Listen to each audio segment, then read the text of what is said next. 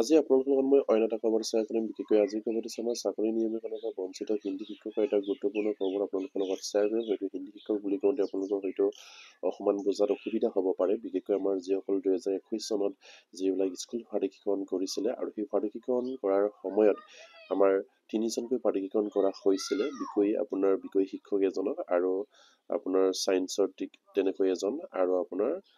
ছ'চিয়েলৰ এজনকৈ ঠিক তেনেকৈ তিনিজন শিক্ষক কৰ্মচাৰীক প্ৰাধিকৰণ কৰা হৈছিলে, কিন্তু হিন্দী শিক্ষকক প্ৰাধিকৰণৰ আওতালৈ অনা নাছিলে আৰু সেয়েহে আপোনাৰ হিন্দী শিক্ষকৰ যিখিনি পদ সেই পদবিলাক প্ৰাধিকৰণ কৰিবলৈ অলৰেডি আমাৰ উচ্চ ন্যায়ালয়ৰ পৰা এটা গুৰুত্বপূৰ্ণ ৰায়দান প্ৰকাশ কৰিছে আৰু সেই ৰায়দানৰ মতে অসম চৰকাৰে আমাৰ 2021 চনত বঞ্চিত আমাৰ যিসকল হিন্দী শিক্ষক কৰ্মচাৰী আছে সেইসকল কৰ্মচাৰীক প্ৰাধিকৰণ কৰিবলৈ তেখেতক উচ্চ ন্যায়ালয়ৰ পৰা এটা গুৰুত্বপূৰ্ণ নিৰ্দেশনা জাৰি কৰিছে আৰু সেই বিষয়ে আপোনালোকৰ লগত মই বিতংকৈ শ্বেয়াৰ কৰি আপোনালোকে স্কিপ নকৰি শেষলৈ আমাৰ ভিডিঅ'টো চাই থাকিব আৰু এতিয়ালৈকে যদি আমাৰ চেনেলটো ছাবস্ক্ৰাইব কৰে নাই কাইণ্ডলি ছাবস্ক্ৰাইব কৰি দিব আৰু প্ৰতিগৰাকী গুৰুৱে যাতে নেকি এইখিনি খবৰ পায় আপোনালোকে শ্বেয়াৰ কৰি দিব আৰু নিশ্চয় আপোনালোকে স্ক্ৰীনত ফটো কৰিছে। ইয়াত লিখিছে আপোনাৰ এখন নিউজ পেপাৰত, ইয়াত কৈছে যে চাকৰি নিয়মীকৰণৰ পৰা বঞ্চিত হিন্দী শিক্ষকক প্ৰাধিকৰণৰ আইনৰ অধীনত বিবেচনা কৰিবলৈ শিক্ষা বিভাগক নিৰ্দেশ উচ্চ ন্যায়ালয়ৰ। ইয়াত কৈছে যে আপোনাৰ চাকৰি নিয়মীকৰণৰ পৰা বঞ্চিত হৈ থকা শ হিন্দী শিক্ষক শাখা দি গুৱাহাটী উচ্চ ন্যায়ালয়ৰ ৰাজ্য শিক্ষা বিভাগৰ এটা ব্যৱস্থা গ্ৰহণ কৰাৰ নিৰ্দেশ দিছে। বিশেষকৈ আপোনাৰ যিসকল আমাৰ হিন্দী শিক্ষক কৰ্মচাৰী আছে তেখেতসকলে প্ৰাধিকৰণৰ পৰা বঞ্চিত হৈ আছিলে আৰু সেইসকল হিন্দী কৰ্মচাৰীসকলক আপোনাৰ শিক্ষা বিভাগক সেইখিনি বিবেচনালৈ আনিবলৈ বা তেখেতসকলৰ পদ প্ৰাধিকৰণ কৰিবলৈ এটা ৰায়দান প্ৰকাশ কৰিছে উচ্চ ন্যায়ালয়ৰ পৰা। 4 মাহৰ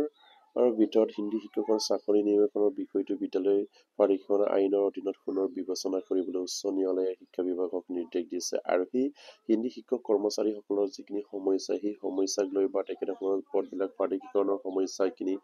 সমাধান কৰিবৰ কাৰণে শিক্ষা বিভাগক 4 মাহলৈকে তেখেতসকলে সময়সীমা বান্ধি দিছে উচ্চতম ন্যায়ালয়ে আৰু সেই উচ্চ ন্যায়ালয়ে কোৱা মতে 4 মাহৰ ভিতৰত সেই হিন্দী শিক্ষকসকলক আপোনাৰ পদ প্ৰাধিকৰণ কৰালৈ বিবেচনালৈ আনিব লাগে আৰু তেখেতসকলৰ পদবিলাক প্ৰাধিকৰণ কৰাৰ এটা নিৰ্দেশ জাৰি কৰিছে আৰু ইয়াৰ পাছতে কৈছে যে আনহাতে বঞ্চিত শিক্ষকসকলৰ চাকৰি নিয়মীকৰণ কৰাৰ বাবে ব্যক্তিগতভাৱে 20 দিনৰ ভিতৰত পুনৰ আবেদন কৰিবলৈ নিৰ্দেশ দিয়ে আৰু ইয়াৰ পাছত কৈছে যে বঞ্চিত শিক্ষকসকলকো চাকৰি নিয়মীকৰণ কৰাৰ বাবে ব্যক্তিগতভাৱে 20 দিনৰ ভিতৰত পুনৰ আবেদন কৰিবলৈ নিৰ্দেশ দিছে ইয়াত আৰু আপোনাৰ যিসকল চাকৰিৰ পৰা বঞ্চিত আমাৰ হিন্দী শিক্ষক কৰ্মচাৰী আছে তেখেতসকলক 20 দিনৰ ভিতৰত তেখেতসকলক আবেদন কৰিবৰ কাৰণে এটা নিৰ্দেশ জাৰি কৰা হৈছে আৰু পৰিণামযোগ্য যে অসম চৰকাৰে 2021 চনৰ ফেব্ৰুৱাৰী মাহত বহু অপাৰিকৃত বিদ্যালয় প্ৰাধিকৰণ কৰিছিলে আৰু বিদ্যালয়ৰ সৈতে সেই সময়ত 3জন শিক্ষকৰ পদ প্ৰাধিকৰণ কৰা হৈছিল। এজন বিজ্ঞান শিক্ষক, এজন সমাজ বিজ্ঞান শিক্ষক আৰু এজন ভাষা শিক্ষক হিচাপে অসমীয়া ভাষাৰ শিক্ষকৰ চাকৰি নিয়মীকৰণ কৰিছিল, কিন্তু বছৰ ধৰি কাম কৰি থকা হিন্দী শিক্ষকসকলৰ চাকৰি নিয়মীকৰণ কৰা হোৱা নাছিল আৰু ইয়াৰ বিৰুদ্ধে ৰাজ্যৰ বিভিন্ন প্ৰান্তৰ 62জন হিন্দী শিক্ষকে গুৱাহাটী উচ্চ ন্যায়ালয়ৰ দ্বাৰস্থ হয় আৰু নিশ্চয়কৈ আপুনি কিছুমান ফটো কৰিছেই। আমাৰ 2021 চনত অসম চৰকাৰে অপাৰিকৃত শিক্ষক কৰ্মচাৰীসকলক প্ৰাধিকৰণ কৰাৰ নামত তেখেতসকলে এজন বিজ্ঞান শিক্ষক আৰু এজন সমাজ বিজ্ঞান শিক্ষক আৰু এজন ভাষা শিক্ষক হিচাপে তেখেতসকলে নিযুক্তি প্ৰদান কৰিছিলে বা প্ৰাধিকৰণ কৰা হৈছিলে আৰু তাত আমাৰ শ বছৰ ধৰি শিক্ষকতা কৰি অহা যিসকল হিন্দী শিক্ষক কৰ্মচাৰী আছে তেখেতসকলক চাকৰি নিয়মীকৰণৰ পৰা বঞ্চিত কৰিলে আৰু সেইবাবেই আমাৰ সেই বঞ্চিত আপোনাৰ হিন্দী শিক্ষক কৰ্মচাৰীৰ 62জনে তেখেতসকলে গুৱাহাটী উচ্চ ন্যায়ালয়ৰ দ্বাৰস্থ হৈছিলে আৰু সেই গুৱাহাটী উচ্চ ন্যায়ালয়ৰ পৰা তেখেতসকলৰ হৈ গুৰুত্বপূৰ্ণ এটা ৰায়দান প্ৰকাশ কৰিছে যে 4 মাহৰ ভিতৰত অসম চৰকাৰে হিন্দী শিক্ষক কৰ্মচাৰীসকলৰ যিখিনি প্ৰাধিকৰণৰ সমস্যা সেই সমস্যাখিনি সমাধান কৰি তেখেতসকলৰ পদবিলাক প্ৰাধিকৰণ কৰিব লাগিব আৰু যিসকল আমাৰ বঞ্চিত হিন্দী শিক্ষক কৰ্মচাৰী আছে তেখেতসকলকো এটা গুৰুত্বপূৰ্ণ নিৰ্দেশ দিছে যে তেখেতসকলেও 20 দিনৰ ভিতৰত ব্যক্তিগতভাৱে তেখেতসকলৰ পদবিলাক প্ৰাধিকৰণ কৰিবৰ কাৰণে আবেদন কৰাৰ কাৰণে তেখেতসকলক নিৰ্দেশ জাৰি কৰিছে। আৰু ইয়াৰ পাছত কৈছে যে উচ্চ প্ৰাথমিক বিদ্যালয়ত হিন্দী শিক্ষকৰ পদ বাধ্যতামূলক যদিও চৰকাৰে সেই পদ ফাৰিকৰণ নকৰাৰ অভিযোগৰ পৰা বঞ্চিত শিক্ষকসকলে ন্যায়ালয়ত এখন লেখ আবেদন কৰিছিল আৰু বিগত 4 বছৰ ধৰি শুনানি হোৱাৰ পাছত যোৱা 17 মাৰ্চত ন্যায়াধীশৰ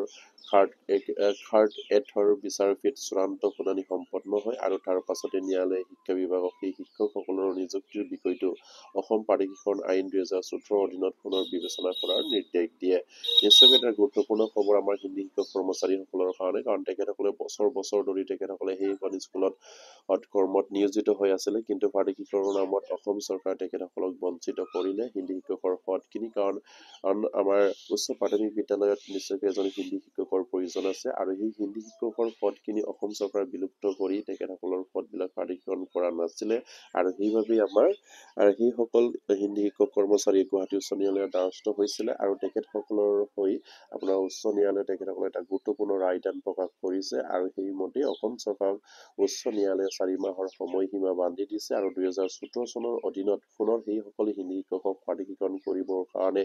বিবেচনা কৰিবৰ কাৰণে এখন নিৰ্দেশ জাৰি কৰিছে আৰু যিসকল আমাৰ বঞ্চিত হিন্দী শিক্ষক কৰ্মচাৰী আছে তেখেতসকলেও 20 দিনৰ ভিতৰত আপোনাৰ তেখেতসকলৰ পদবিলাক পাৰিকীকৰণ কৰিবৰ কাৰণে বিভাগীয়ভাৱে তেখেতসকলে আবেদন কৰিব লাগিব নিজৰ হৈ, আৰু সেইখিনি কথাও ইয়াত উল্লেখ কৰিছে আৰু সেয়ে প্ৰতিগৰাকী হিন্দী শিক্ষক কৰ্মচাৰীয়ে যাতে নেকি সেইখিনি কাম কৰক আৰু আপোনালোকৰ যিখিনি সমস্যা সেই সমস্যাখিনি আপোনালোকে অতি সোনকালে সমাধা হওক সেয়ে কামনা কৰিছোঁ। যিহেতু উচ্চ ন্যায়ালয়ৰ পৰা অসম চৰকাৰক 4 মাহ সময় বান্ধি দিছে আৰু সেই 4 মাহ সময়ৰ ভিতৰত তেখেতসকলে আমাৰ সেই হিন্দী শিক্ষক কৰ্মচাৰীসকলৰ সমস্যাখিনি সমাধা কৰি তেখেতসকলক পদ পাৰিকীকৰণ কৰিব লাগিব আৰু সেয়ে প্ৰতিগৰাকী হিন্দী শিক্ষক কৰ্মচাৰীয়ে যাতে নেকি এইখিনি খবৰ পাই আপোনালোকে শ্বেয়াৰ কৰি দিব। বিশেষকৈ আমাৰ 2021 চনত বঞ্চিত হিন্দী শিক্ষক কৰ্মচাৰীয়ে যাতে নেকি খবৰখিনি পাই আপোনালোকে শ্বেয়াৰ কৰি দিব আৰু আজিৰ ভিডিঅ'টো ইমানতে শেষ কৰিলোঁ।